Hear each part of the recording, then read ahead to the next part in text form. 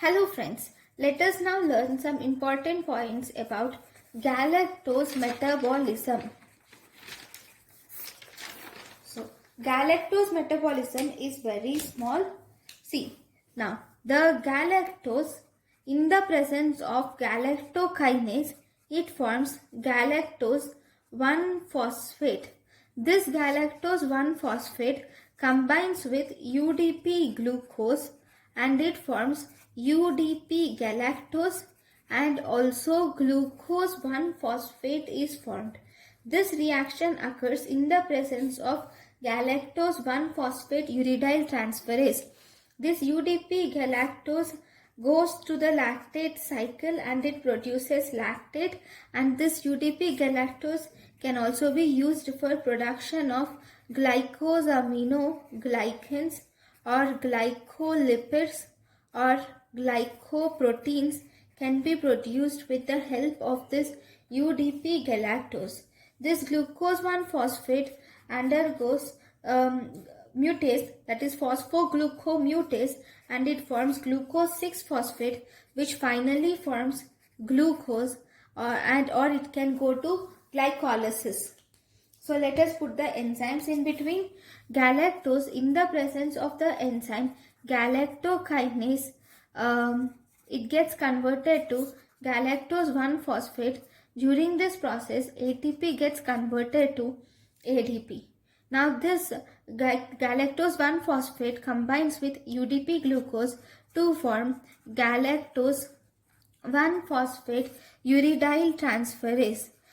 During this process, glucose 1-phosphate and UDP galactose is formed. This UDP galactose, in the presence of the enzyme lactate synthase, it forms lactate, and this galactose also forms glycosaminoglycans, glycolipids, and glycoproteins.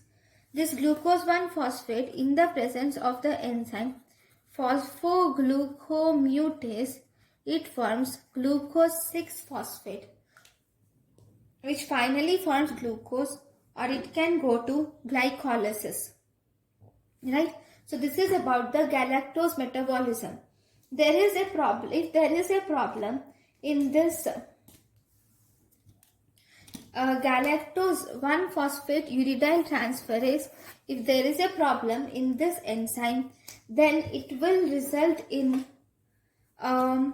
something called as galactosemia. Deficiency of this galactose 1-phosphate uridyl transferase will cause this galactosemia. In this galactosemia, the galactose 1-phosphate cannot be converted to UDP glucose. So this galactose levels are accumulated. Okay, these galactose levels are increased. Because these galactose 1-phosphate levels are increased, in turn galactose levels are also increased, and this goes to a side pathway and it forms galacitol. This galacitol is one of the metabolite which is responsible for toxic effects on liver and other organs. A baby suffering from this galactosemia is actually normal at birth, and then within 3 to 4 days of using either breast milk or formula milk, the baby suffers from vomiting, diarrhea, poor weight gain, predominant hepatic and renal dysfunction is seen. If you examine eyes, you can see the presence of cataract is seen, and there is jaundice, and liver dysfunction occurs by the end of first or second week of life. Because in this galactose metabolism, there is liver dysfunction, there is indirect hyperbilirubinemia is seen in these babies. Because of this galacitol or galactose toxicity, there is neurological symptoms and renal tubular diseases, especially metabolic acidosis is seen. Now, how are you going to confirm the diagnosis? If you suspect this galactosemia, then you should do Benedict's test. This Benedict's test will detect the presence of galactose in the blood. Okay, and you can also do dipstick test of galactose oxidase method, which will show us negative. This Benedict's reagent or Benedict's test, it becomes positive. That means it can be either galactose or it can be, it is mainly galactose. That is, it indicates presence of non-glucose reducing substances like galactose.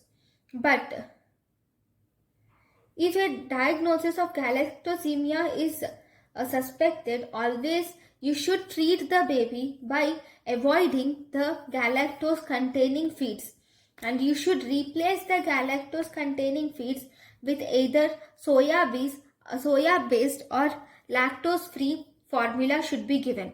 And in these patients, the breast milk is contraindicated in the patients with galactosemia.